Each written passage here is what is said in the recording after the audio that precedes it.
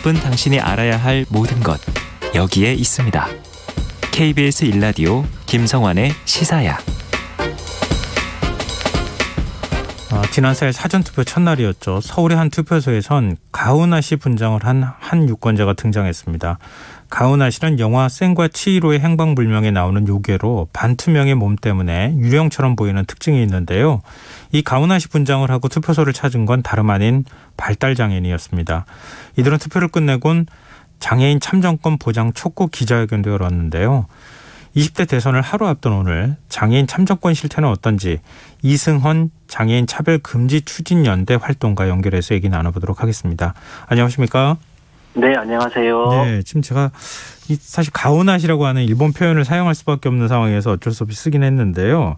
근데 이런 일종의 유령 분장을 하고 투표하신 겁니까? 네, 그 선거에서 발달장애인은 그 참정권에 포함되어 있지 않다는 의미를 좀 항의하기 위해서 이 가오나 씨 퍼포먼스를 몇 년째 지금 당사자분들께서 진행하고 있습니다. 그 당일 투표장에 가셨을 때 투표하는데 혹시 어려움은 없으셨어요? 네, 그 투표 보조하시는 분이랑 발달장애인 당사자분이 같이 들어갔는데, 네. 이게 몇 년 만에 다시 투표 보조가 되다 보니까 관계자분들께서 좀 충분한 내용을 좀 숙지하지 못해서 좀 기표하는 시간까지 좀 많이 걸렸습니다. 또 오늘 노정희 중앙선거관리위원장이 사전투표 부실관리 문제 때문에 사과를 하는 일도 있었는데요. 네. 근데 지금 앞서 몇 년 동안 못했다가 지금 했다 이렇게 표현하셨는데 장애인들은 이런 뭐랄까요, 투표 참정권 행사하는데 제약을 받는 일이 어제 오늘 일이 아니라고요. 네, 맞습니다. 특히 그 투표소에 관련된 그 접근이나 이런 물리적 접근이나 이런 부분이 많이 어렵다 보니까요. 실제 많은 요구를 했었는데 최근에는 그나마 좀 개선이 되었지만 좀 전에 이제 이야기했듯이 노정희 중앙선거관리위원장님이 사과했던 그 투표함에 직접 투표하지 못하는 경우는 그 장애인 유권자 같은 경우는 옛날부터 있었습니다. 그러면은 네, 다른 분이 그러니까 투표를 하고 난 다음에 다른 분이 그 기표용지를 가져간다는 거죠? 네, 맞습니다. 이게 참 이게 어려운 문제로 그동안에 계속 아마 논란이 됐던 것으로 알고 있는데 일단 그 장애 유형별로 장애인분들이 겪는 장애가 다 다르잖아요. 거기에 따라서 발달장애인 얘기부터 먼저 좀 해봤으면 좋겠는데요.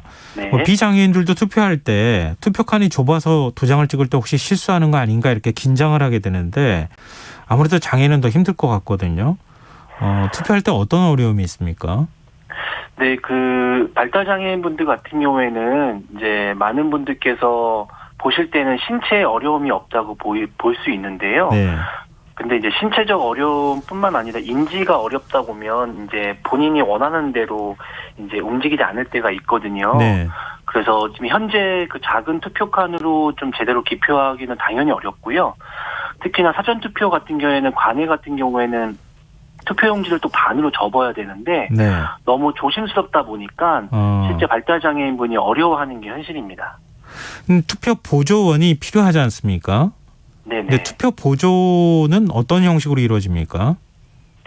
네, 투표 보조는 장애인 당사자나 아니면 그 장애인 당사자를 지원하시는 분이 그 투표 보조가 필요하다는 거를 선관위에 이제 설명을 하면 선관위에서 이 투표 보조를 할 수 있는 사람을 배치하거나 아니면 같이 참관하거나 이런 형식으로 좀 지침상 내용이 들어가 있습니다. 네. 근데 보조인의 경우에는 가족이 될 수도 있고 그런 거잖아요? 네, 맞습니다. 근데 선거 사무원이 기표소에 같이 들어가게 되면 혹시 문제가 있습니까? 네. 선거 사무원 같은 경우에는 장애인에 대한 어떠한 특징이나 아니면 그 사람에 관련된 어떤 내용을 충분하게 좀 숙지를 하지 못하시기 때문에 장애인분들마다 다 투표 보조에 대한 내용이 다 다르시거든요. 그렇다 보니까 이거에 대한 충분한 숙지나 어떤 내용을 모르시다 보니까 투표 보조를 어떻게 해야 되는지를 알지 못하게 되고 그렇다 보니까 그냥 간망하거나 지원을 하지 않아서 결국 사표가 되는 경우가 그동안 많이 발생했고요. 특히나 발달장애인분들 같은 경우에는 낯선 상황이나 낯선 환경이 있다 보면 다른 행동이나 불안정한 행동을 보이는 경우가 많거든요. 그래서 동행하는 사람의 어떤 심리적 안정을 주는 그런 투표 보조가 조금 더 안정적인 기표 행위를 할 수 있습니다. 네, 투표 보조 지원이 이전과 달리 좀 개선이 됐습니까? 아니면은 앞으로도 개선할 부분들이 많이 있습니까?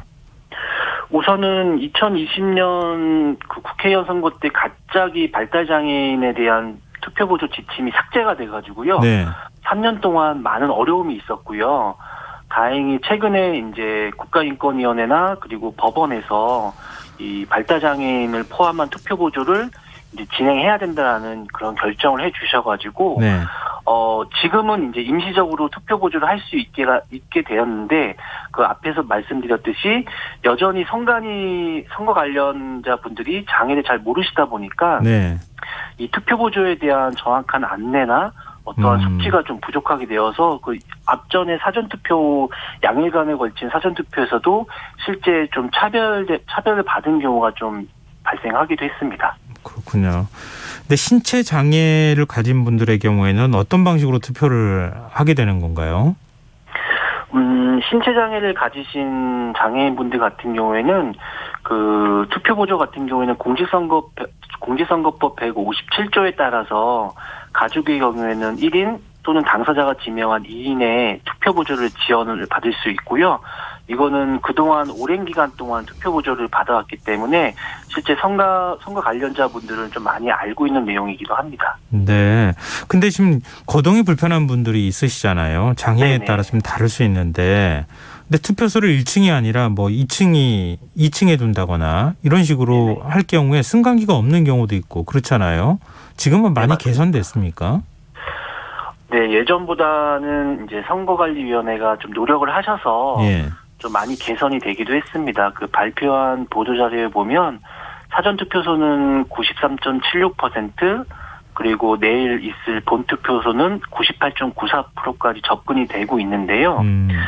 네, 근데 이제 이전보다 많이 좋아졌는데 여전히 이제 접근이 안 되는 곳이 있다 보니까 네. 내가 원하는 곳에서 투표를 하기가 좀 어려운 건 사실입니다. 아, 그러면은 다른 곳으로 이동하셔가지고 투표를 하셔야 되는 거예요? 네, 맞습니다. 네. 아, 그럼 예를 들면 뭐 승강기가 없는 곳이거나 이런 데가 그 집 근처에 투표소라고 하면은 그런 시설이 갖춰져 있는 곳으로 멀리 돌아서 갈 수밖에 없는 불편함을 감수해야 된다 이런 말씀이시군요. 네, 사전투표소는 그게 가능한데 본투표는 또 안 되고. 예, 그건 안 되고요. 네. 예, 여전히 완전히 개선됐다고 보기는 어렵다 이런 말씀이신데, 이 투표 방법만의 문제뿐만 아니라 선거 정보 접근성도 떨어진다 이런 얘기가 있거든요. 이건 어떤 네네네. 이유에서 나온 겁니까? 우선 선거의 시작은 뭐 어떤 후보가 나왔는지 그리고 어떠한 정책들이 나왔는지를 먼저 알아야 되는 게 가장 그 선거하는 데 시작인데요. 예.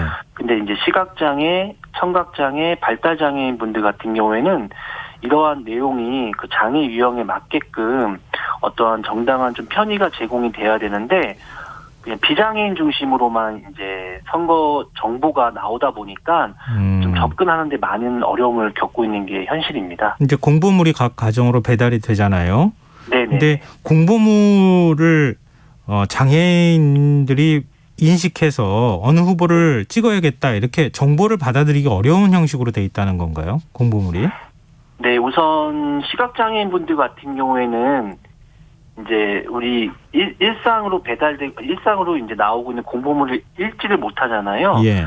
그래서 공직선거법상 점자 공보물을 이제 보내주시는데, 근데 점자 공보물 내용이 실제 그 일반적인 공보물 내용과 좀 다릅니다. 내용이 삭제되어 있거나, 네네. 아니면 뭐 이번에 최근에 이제 법 개정돼서 디지털 파일이라고 해서 USB도 보내주기도 하는데, 네. 이 USB마다 또 형식이 다 달라요. 그 안에 내용이. 네.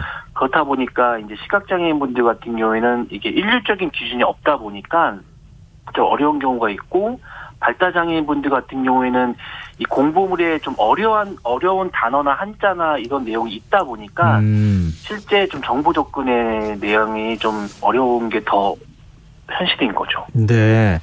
근데 이런 어려움에도 불구하고 장애인의 투표율이 비장애인보다 높다고 하더라고요. 네, 맞습니다. 네. 그렇군요. 그럼 이렇게 투표율기가 높은데 참정권 보장이 완벽히 이루어지지 못하고 있다 이런 지적이신데 이 장애인 참정권을 실질적으로 보장하기 위해서 가장 필요한 건 뭐라고 보십니까?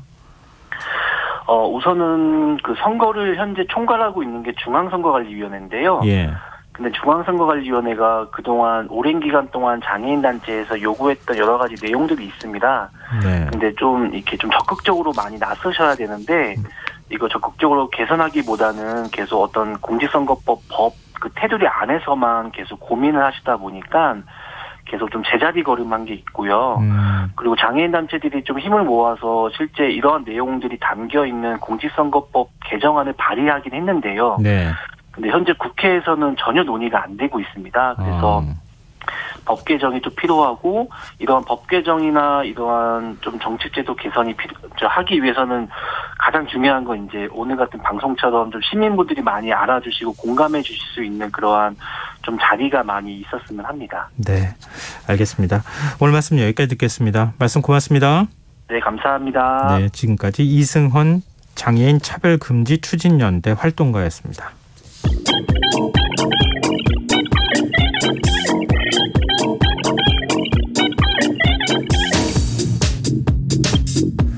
빅데이터로